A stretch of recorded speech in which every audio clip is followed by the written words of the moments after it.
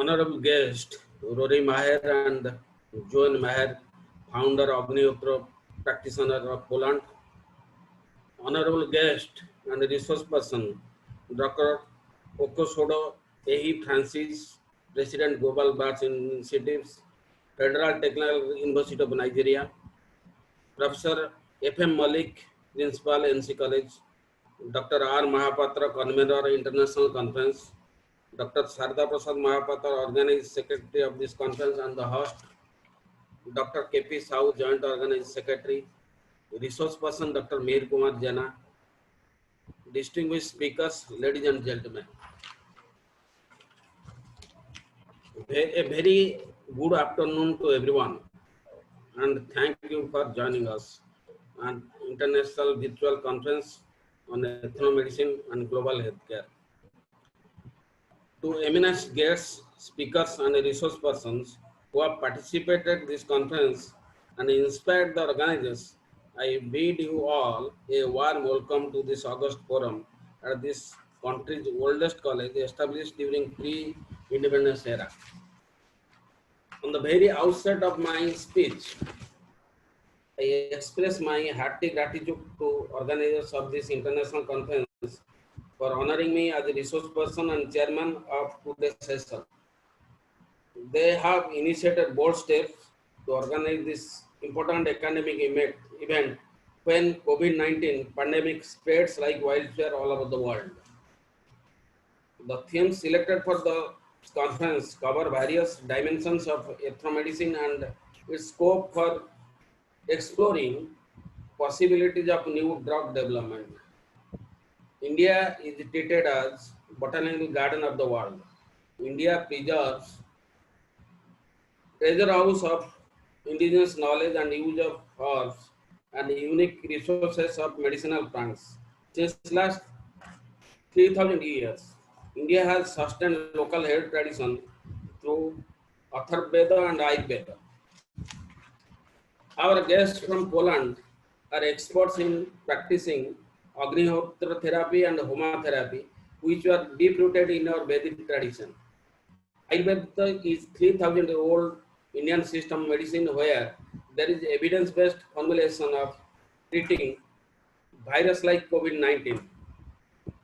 Now, Ayush Department, Government of India, is exploring this herbal formulation to combat corona and by developing new herbal vaccine.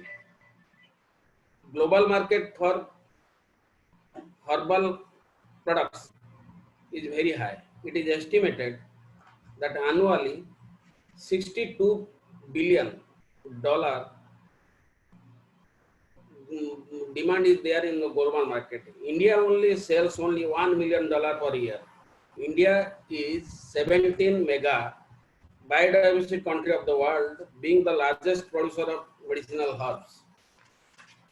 India preserves not less than 25,000 herbs, out of which only 10% are used. As many as 1,800 species are codified in Indian system of medicine. 7,000 medicinal plants are used in Ayurveda, 700 used in Unani, 600 in Siddha, and 13 modern medicine system. The herbal medicine spectrum is most virgin and unexplored area which needs to be optimized through application of biotechnology research and development of new drugs. It is estimated that by 2050, global market for herbal ingredients will cross $1 trillion. Lot of research and documentation are needed for exploring this sector appropriately for great human benefit.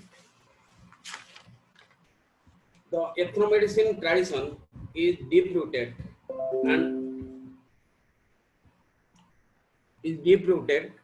and preserved by local health tradition of not less than 645 tribal communities of India and manifested in their knowledge, skill and cultural practices. Before closing my speech, I must extend my thanks to authorities of Federal Technical University of Nigeria and Eco Village, Bhugu Ashram, Poland, who greatly helped the organizers in terms of collaboration to organize this great event. Let me now close by wishing you all a delightful and brainstorming and stimulation session. Thank you all.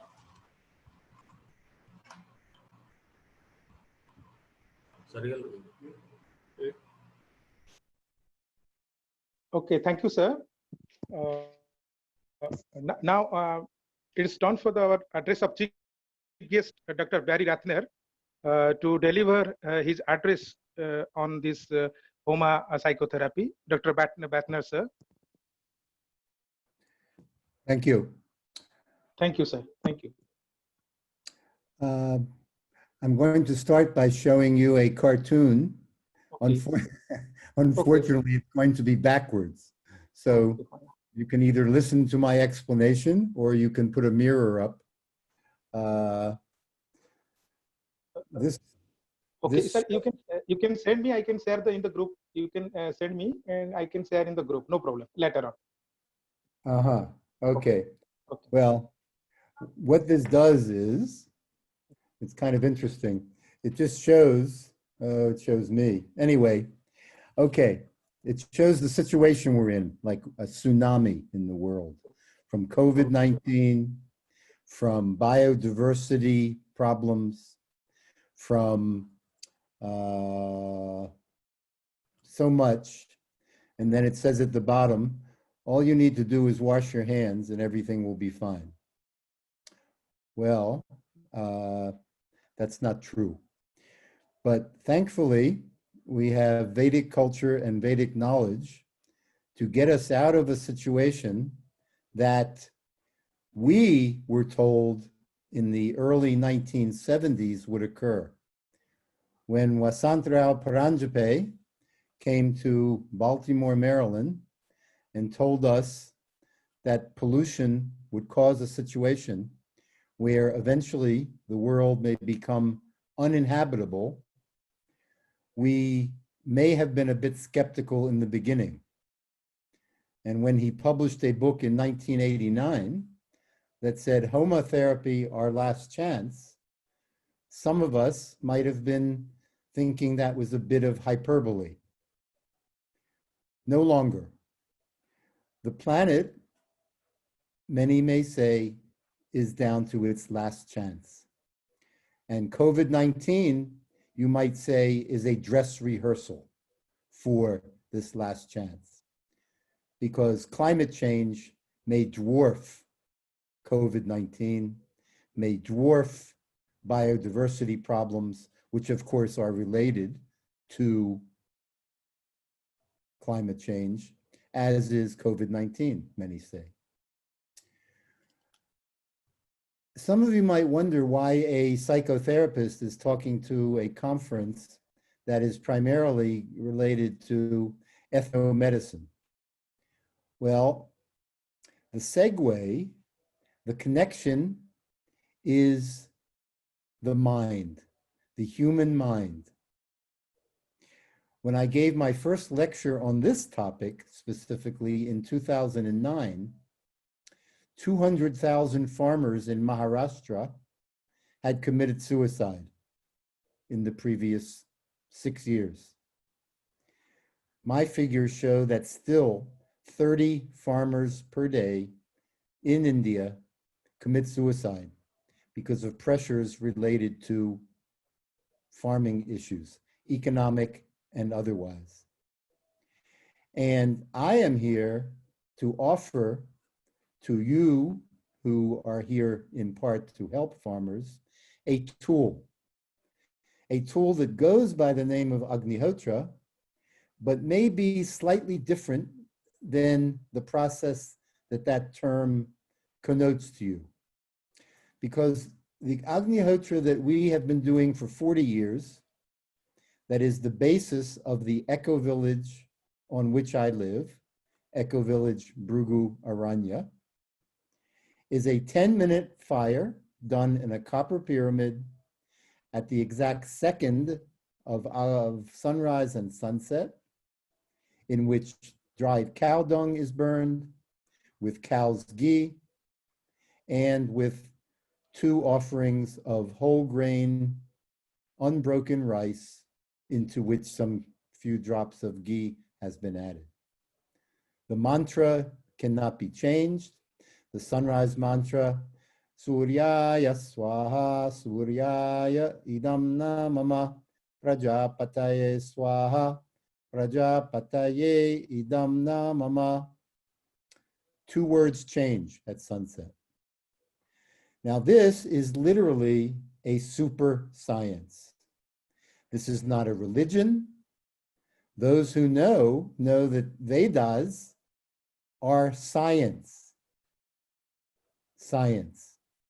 That some religions may have extracted parts of Vedas, that's fine. Actually, fire, purification of atmosphere through fire, is a part of nearly every major religion on this planet. The Zoroastrians burn sandalwood on their altars 24 hours a day. The Jews have the eternal light in their synagogues. The Catholics burn incense in the church. So the science of fire is very interesting and life-saving. Now, just as that cartoon said, well, if we just wash our hands, everything will be fine, as a joke. These days, just having faith and good words, unless they are accompanied by action, then we may not see the results we seek.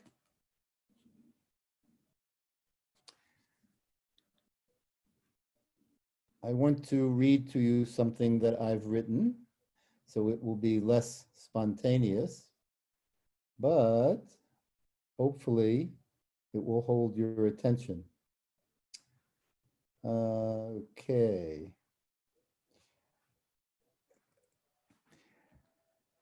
Have you heard the joke about how our governments are meant to protect us in the times of crisis, whether it be COVID-19 or climate change?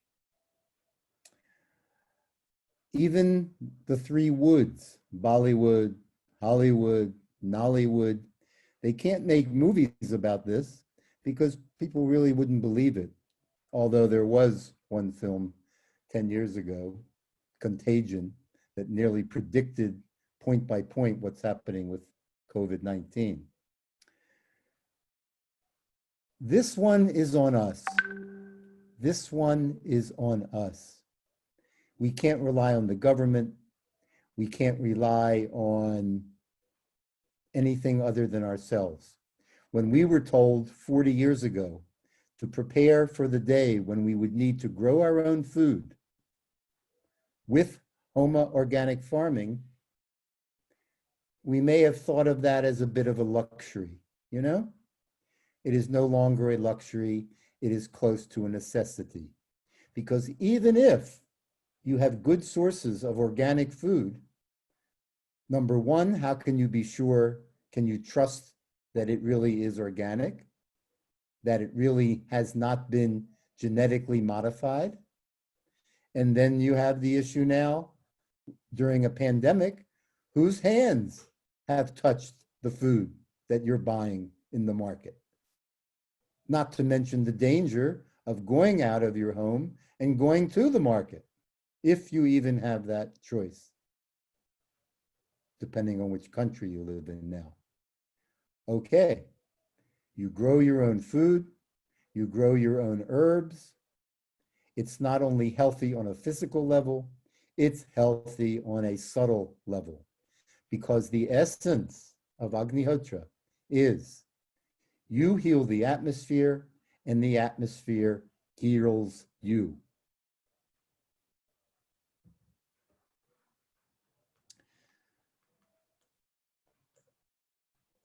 Two books were written in the 80s, which were very interesting.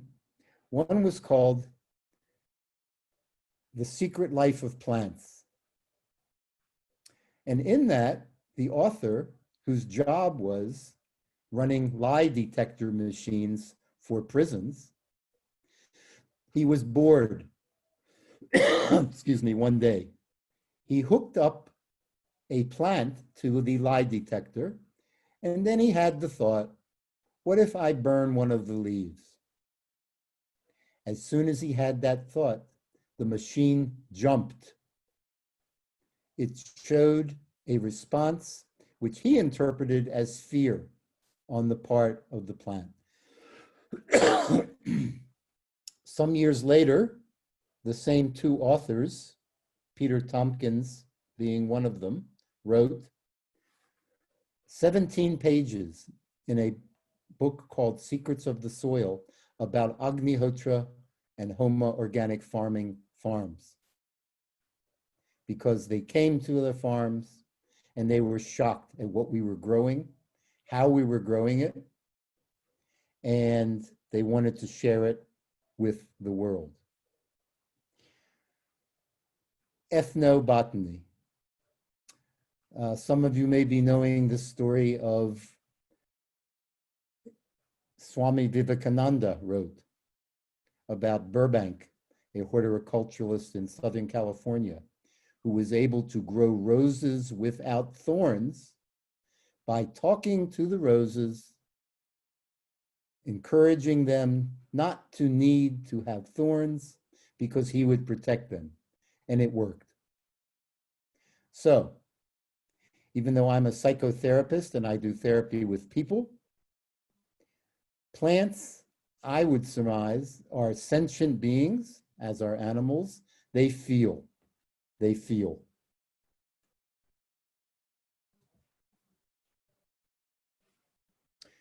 For more information, by the way, about what I'm saying, there's one in particular website, agnihotra.pl, P like Poland, agnihotra.pl.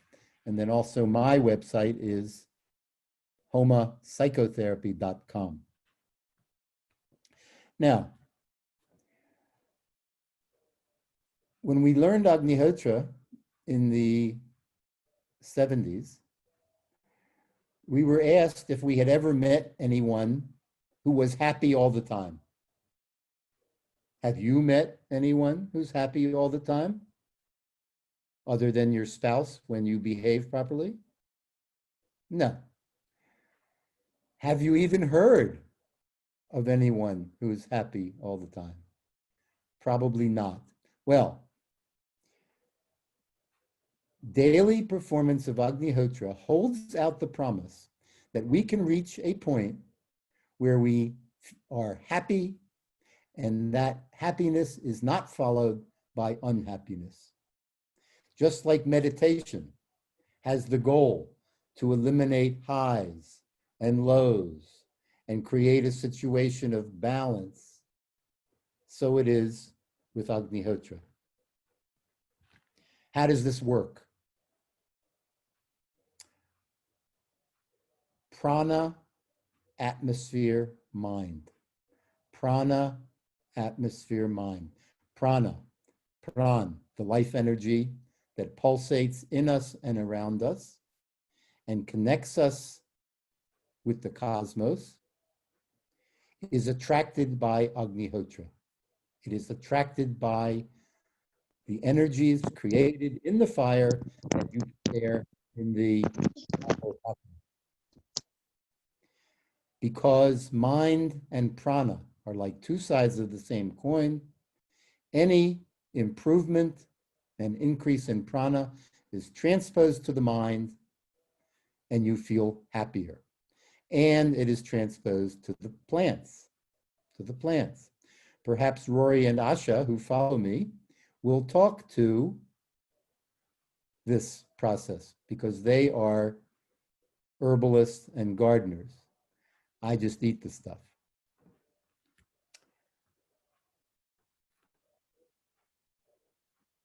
We've been saying to farmers and gardeners for decades that do Agnihotra and Homo organic farming for your farm. But if you find your family and you and your workers directly benefiting themselves, please don't blame us. Certainly, we will refund your misery should you wish to have it back. No problem. The point is, polluted atmosphere. And pollution now is almost a mild term compared to what's really going on that we don't even know about. Don't get me started on chemtrails, for example. If you don't know what it is, please Google it. Nature is restored to balance through homotherapy. I conducted double-blind studies at the University of Pune in the mid-'80s, during which we modified the 3 inputs of Agnihotra. The 3 inputs are basically the timing, the mantras, and the materials. So we changed some of those and measured the results, and the measurements were dramatic. If you don't do the mantra, you might have a nice little fire to look at. You will not get the effects of Agnihotra.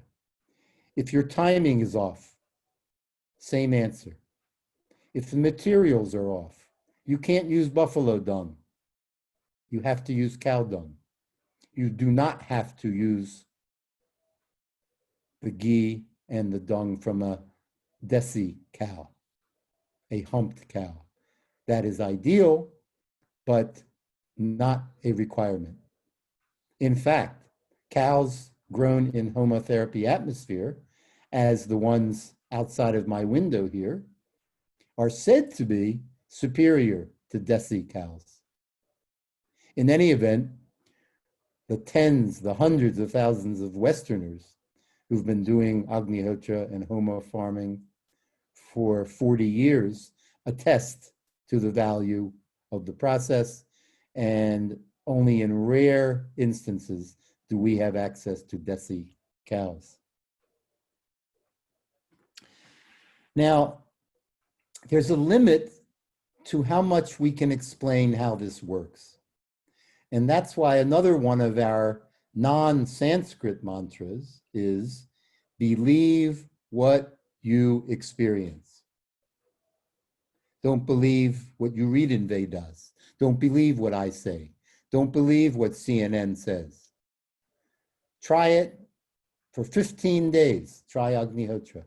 That's an investment of 20 minutes per day times 15 days. That's about 5 hours over 2 weeks at minimal cost. And then look at your sleep patterns. Look at your children, how they may become more calm. Look at your pets. It may take longer than 15 days to look at your garden, but eventually you will see the results there too. Because we're dealing with a super science, you might say that some of our studies border quantum physics, quantum mechanics. And just like many physical processes cannot be explained through normal science, the same might be said with Agnihotra, because there are quantum physics aspects to it. For example, Vedas states that Agnihotra goes 12 kilometers vertically, 12 kilometers, into what is called antariksha. Can we prove this? Not yet. There's an example of something beyond the scalpel, you might say, of a surgeon, or beyond the ability of science to prove yet. Can we prove, as Vedas says, that our Agnihotra goes 1.6 kilometers in diameter from the point where you do it? Can we prove it? No. But I'll tell you this. My neighbors seem to benefit from when I do Agnihotra, and they don't even know I'm doing it because they are, say, 100 meters away from my house. But again, these might seem like fabulous statements to some of you, we urge you to just try it for 15 days and see what you see, because not only is the proof in the amazing crops we grow with Homo organic farming. We grow cherry tomatoes that taste like pure sugar, pure sugar. The same might be said for the corn that we grow. But if I can leave you with a last comment, I'll just say the proof is not only in the cherry tomatoes, not only in the corn, but the proof is in the pudding. Dhanyawad. Thank you, Dr. Barry Rathner, for